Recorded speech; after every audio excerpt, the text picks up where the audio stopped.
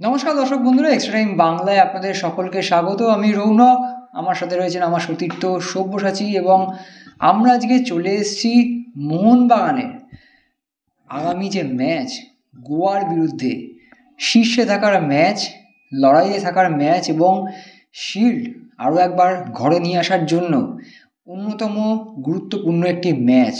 FC গোয়ার মাঠে গিয়ে খেলবে মোহনবাগান দল, এবং যেমনটা সাধারণত হয়ে থাকে যে অ্যাওয়ে ম্যাচ খেলতে যাওয়ার আগে মোহনবাগান দল নিজেদের ক্লাবেই সাংবাদিক বৈঠক করে যান, কিন্তু এবারে একটু অন্যরকম, কারণ গোয়াতে গিয়ে এই সাংবাদিক বৈঠক হয়েছে। আর কী হয়েছে সেটা তো অবশ্যই আপনাদেরও জানাটা দরকার, কিংবা আপনারাও জানতে চান, আর সেই নিয়ে আজকে আমাদের আলোচনা হবে।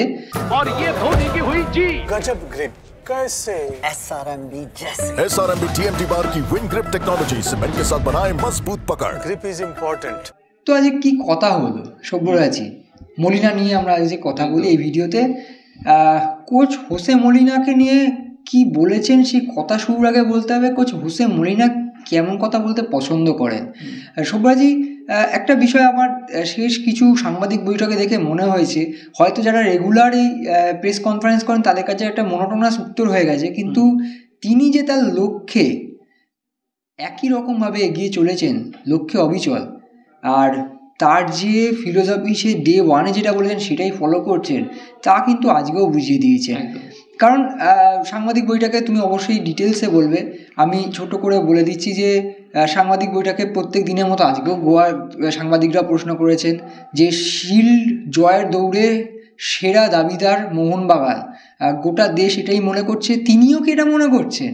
এই বিষয়ে মলিনা কি বলছেন? এই বিষয়টা যেটা খুব স্পষ্ট বিষয়, মোহনবাগানের যে ডিএনএ, যে মানসিকতা, সেইটারই কিন্তু কথা তুলে ধরেছে। অর্থাৎ মোহনবাগানের ডিএনএতে কী রয়েছে? জেতা, জয় ছাড়া তারা কিছু ভাবে না। সেটাই মলিনা আজকে সাংবাদিক বৈঠকে এসে বলেছেন। তিনি স্পষ্ট বলেছেন যে ডে ওয়ান থেকে কিন্তু তারা পরিশ্রম করছে শিল্ড জেতার জন্য।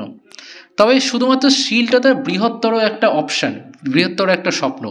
তিনি বৃহত্তর স্বপ্ন থেকেও পছন্দ করেন ক্ষুদ্র ক্ষুদ্র স্বপ্নকে দেখে সেখানে এগিয়ে যাওয়ার, এবং তার কাছে এখন লক্ষ্য হচ্ছে গোয়া ম্যাচটা জেতা।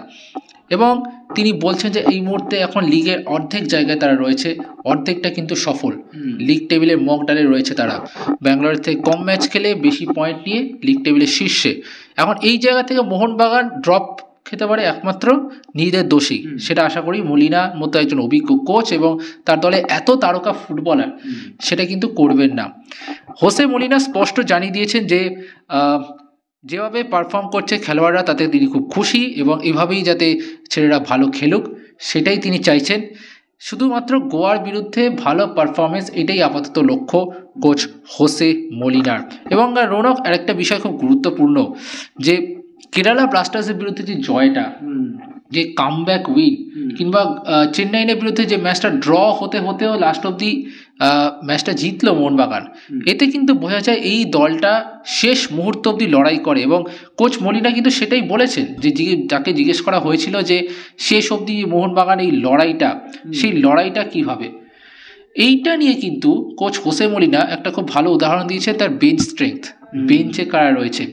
এবং বেঞ্চ নিয়ে তাই তিনি অনেকক্ষণ আজকে সাংবাদিক বৈঠকে তিনি দীর্ঘক্ষণ কিন্তু নিয়ে বেঞ্চ প্লেয়ারদেরকে নিয়ে কথা বলছেন, যেটা জেসন কামিংস, আশিক কুরুনিয়ান হোক, সাল আব্দুল সামাদ হোক, তার যে বেঞ্চ স্ট্রেংথ রয়েছে অনিরুদ্ধ থাপা। এই জায়গায় দাঁড়িয়ে রৌনক, আমার এটা প্রশ্ন, হোসে মলিনা কতটা এই তার বেঞ্চ স্ট্রেংথকে প্রাধান্য দিচ্ছেন?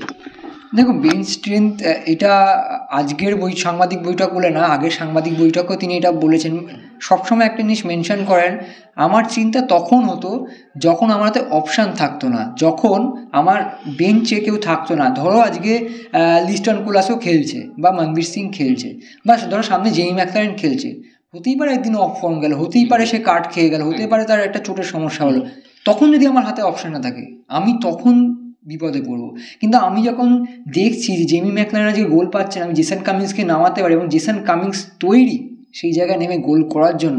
আর এই বিষয়ে আজকে কিন্তু আরও, তুমি যেটা বলো, দীর্ঘক্ষণ কথা বলেছে মলিনা, কিন্তু আজকে এই কথাটা বলেছেন যে আমার যে সহকারী কোচ, মানে মলিনা এবং মলিনার যে সহকারীরা রয়েছেন, তাদের কিন্তু এটা অন্যতম লক্ষ্য থাকে এই বেঞ্চের ফুটবলারদের সবসময় উজ্জীবিত রাখার, সবসময় একটা মেন্টাল বুস্ট আপ রাখার।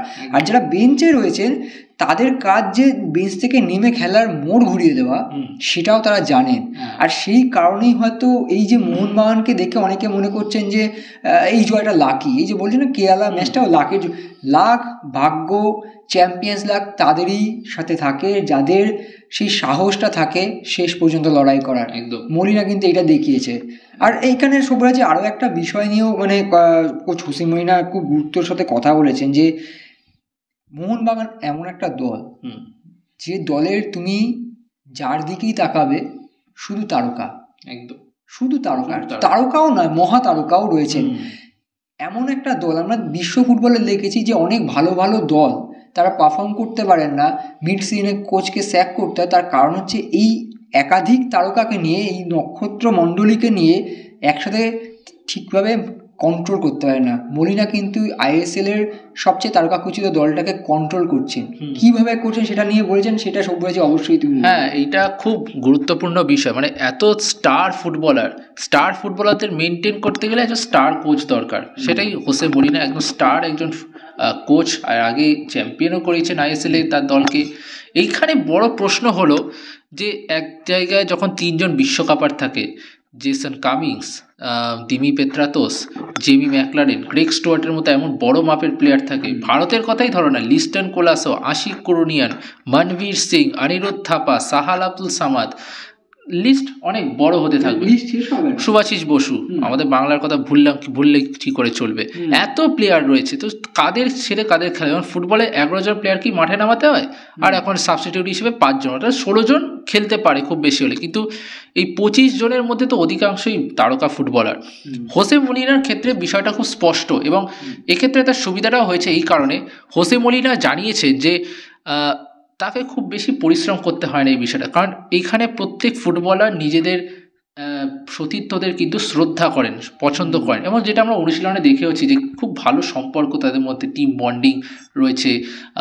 বিশেষ করে জেসন কামিংস যেভাবে সকলকে উদ্বুদ্ধ করেন, দিমি পেত্রাতোস সকলকে একটা মোটিভেশনের মধ্যে রাখেন, জেমি ম্যাকলারেনকে আমরা দেখেছি তরুণ ফুটবলারদের সাথে আলোচনা করতে, টম অলড্রেড, অ্যালবার্টো রড্রিগেজ তরুণ ডিফেন্ডারদের সাথে কথা বলতে। এই একটা যে এনভায়রনমেন্ট মোহনবাগানের মধ্যে রয়েছে, সেটাই কিন্তু সব থেকে গুরুত্বপূর্ণ। এবং তার কাছে আরও একটা গুরুত্বপূর্ণ বিষয়, যেটা তুমি কিছুক্ষণ আগেই বললে, বেঞ্চের প্লেয়ারদের মোটিভেট করা। কারণ এই তারকা প্লেয়াররা যখন বেঞ্চে থাকে তাদের খুব স্বাভাবিক একটা মোনোটোনাস ভাবনা চিন্তা জন্মায় যে আমি বেঞ্চে রয়েছি কেন, আমি তো অন্য দলে খেললে তো গেম টাইম পেতাম, যেটা খুব স্বাভাবিক। মোহনবাগানের ক্ষেত্রে এই একটা অপবাদ এসেছে যে তারা খেলোয়াড়দেরকে বেঞ্চে বসিয়ে নষ্ট করে। হোসে মলিনা কিন্তু সেই অপবাদটাকে ঘোচাতে চান, এবং সেটা প্রমাণও মিলেছে। জেসন কামিংস বেঞ্চ থেকে নেমে গোল করছেন, আশিক কুরুনিয়ান বেঞ্চ থেকে নেমে ম্যান অফ দ্য ম্যাচ হচ্ছে, গ্রেগ স্টুয়ার্ট। তো সুতরাং এইগুলো বিষয়গুলো বোঝায়, এই উদাহরণগুলো বোঝায় যে মোহনবাগানের যারা তরুণ ফুটবলার রয়েছে, অর্থাৎ আমানদীপ, দীপেন্দু বিশ্বাস থেকে শুরু করে সৌরভ ভানওয়ালা যারা রয়েছেন তরুণ ফুটবলাররা, এরাও কিন্তু মোটিভেটেড হয় এই পারফরমেন্সগুলো দেখে। সুতরাং এইভাবেই হোসে মলিনা চেষ্টা করছেন এই তারকাদের সামলানোর বিষয়। এবং লিস্টন কোলাসনি একটা খুব ভালো কথা বলেছে হোসে মলিনা, সেটা নিয়ে আমরা আসবো যখন লিস্টনের বিষয়ে আমরা আলোচনা করব। ভিডিওটার জন্য অপেক্ষা করবেন অবশ্যই দর্শক বন্ধুরা। কিন্তু একটা বিষয় যেটা আমরা বলবো, সেটা হচ্ছে মোহনবাগানের মানসিকতা, যেটা আমরা একদম ভিডিওর শুরুতেই বলেছিলাম। মোহনবাগানের মানসিকতা হচ্ছে জেতা, একদম মানে আর কিছু না, জেতা ছাড়া কোনো কথাই নেই। হোসে মলিনা এই ক্ষেত্রে, মানে আমরা সাংবাদিক বৈঠকে সাধারণত হোসে মলিনাকে খুব একটা বিনয়ী চরিত্র হিসেবে দেখি। তিনি প্রতিপক্ষকে শ্রদ্ধা করেন এবং নিজের দলের ভালো যে পারফরমেন্সটা হচ্ছে সেটা নিয়ে কথা বলতে পছন্দ করেন। এইখানে কিন্তু কিছুটা হলেও মলিনা যেন নিজের খোলস থেকে একটু বেরোলেন, বুঝিয়ে দিলেন এই মোহনবাগানটা কোন জায়গায় দাঁড়িয়ে রয়েছে। কারণ এত তারকা সমৃদ্ধ দল টপে রয়েছে, সুতরাং মোহনবাগানের মানসিকতাটা কি। কেরালা ম্যাচ জেতার পর এইটা যখন সাংবাদিকরা প্রশ্ন করলেন, মলিনা কিন্তু এমন জবাব দিলেন যাতে বোল্ড হয়ে গেলেন কার্যত সাংবাদিকরা। একদমই তাই সব্যসাচী, মানে বোল্ড হয়ে গেলেন। কারণ তিনি প্রথমেই বলেছেন বিষয়টা তার কাছে খুব পরিষ্কার যে আমাদের লড়াই করে প্রতিটা ম্যাচ জিততে হবে। তার কথা এরকমই শুরু হয়েছে যে লড়াই করে প্রতিটা ম্যাচ জিততে হবে, এবং এটাই হচ্ছে মোহনবাগানের মানসিকতা, যেখানে হচ্ছে ডিফেন্স এবং অ্যাট্যাক, ডিফেন্স এবং অফেন্স দুই জায়গাটাই তার শক্তিশালী চাই।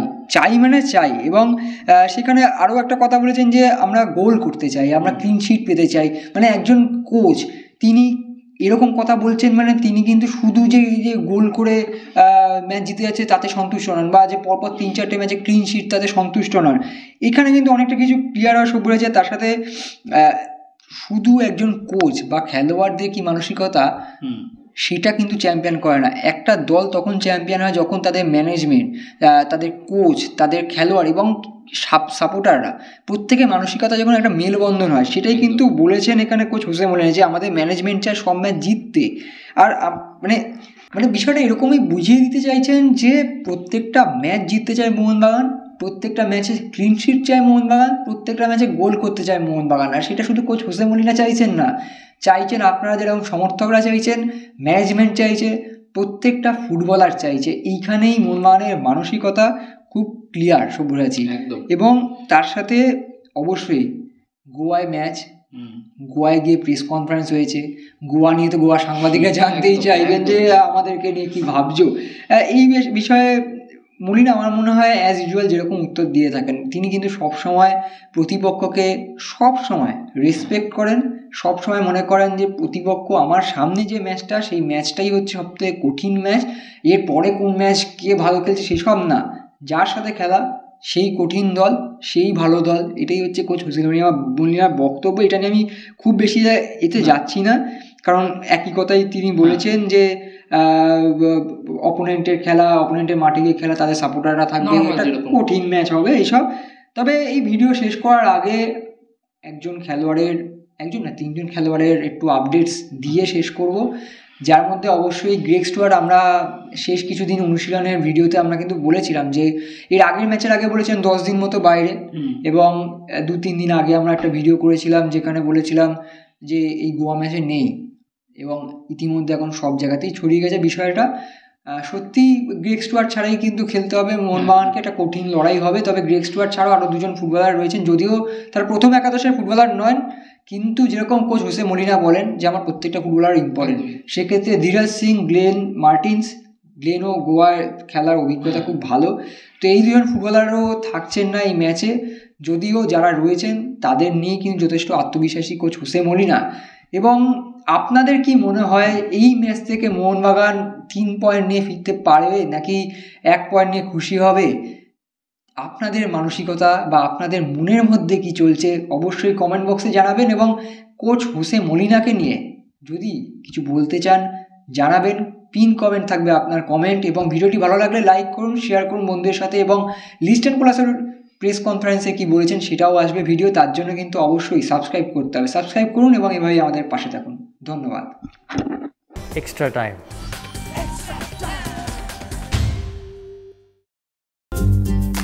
লেটেস্ট নিউজ আর এক্সক্লুসিভ ভিডিওর সঙ্গে আপডেট থাকতে এখনই সাবস্ক্রাইব করুন আমাদের ইউটিউব চ্যানেল। বেল আইকনে ক্লিক করতে ভুলবেন না যেন।